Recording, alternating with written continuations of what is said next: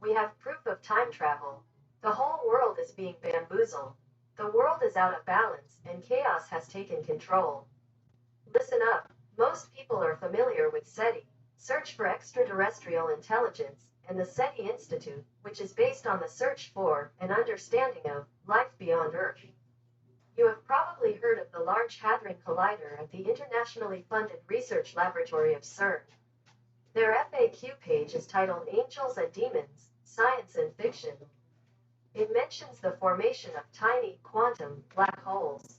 They explain that Einstein's famous formula, E equals mc squared, means that mass is concentrated energy.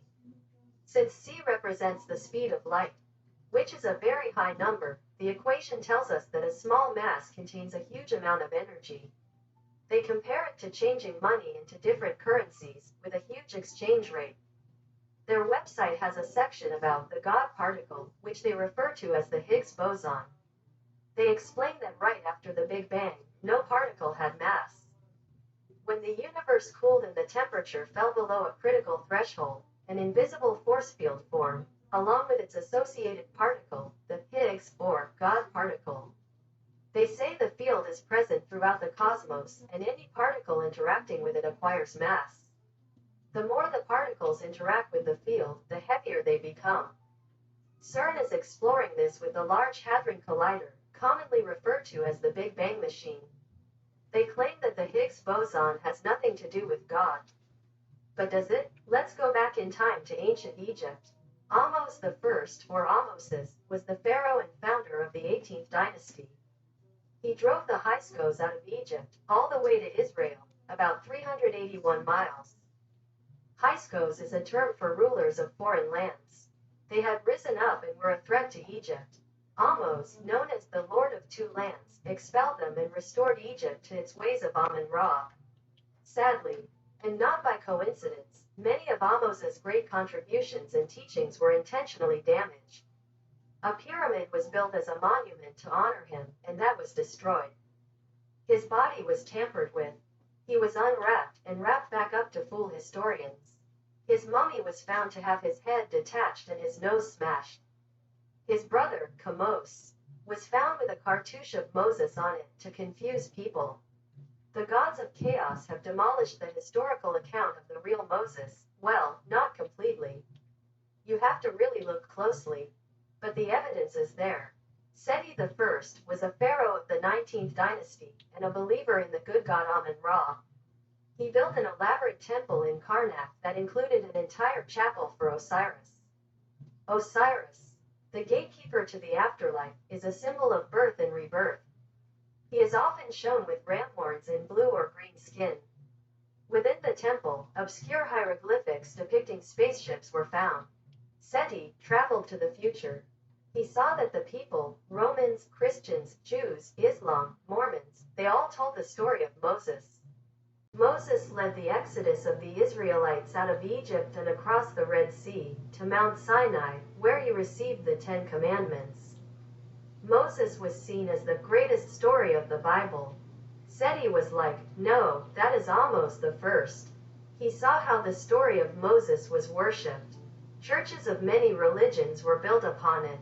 So, he had to travel further back in time. We now know that aliens are out there. It is not a conspiracy.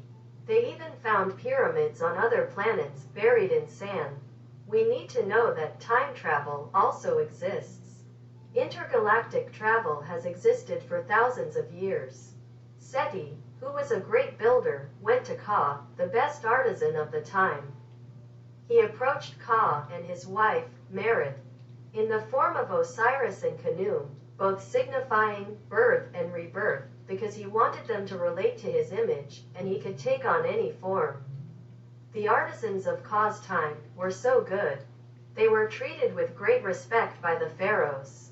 According to Geraldine Pinch, in the Handbook of Egyptian Mythology, the words for ram and soul sounded the same in Egyptian. So ram deities were often regarded as appearances of other gods. Seti wanted Ka and Merit to do the work of the gods, as Ka was skilled to do so. Seti explained what he saw in his travels.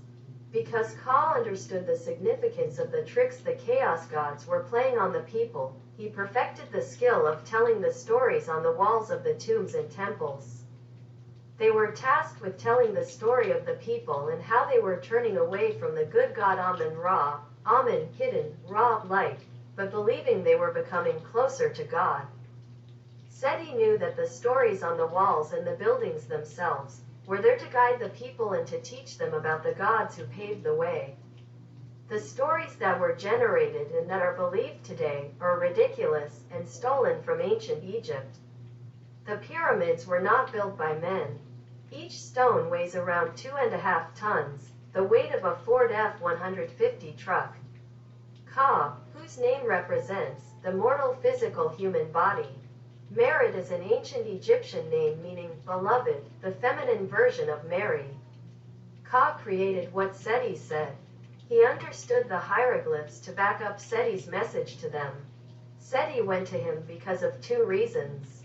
Ka served during the time of Ahmose, the first legacy of the New Kingdom in the 18th dynasty. He was the best at depicting truth, through his ability to translate the true meaning of what really happened. Although he was not born of royalty, because of his works he was immortalized through the mummification process. Seti could see that the world was out of balance, and that chaos was dominating where order once was. Do you see it? It's time to wake up.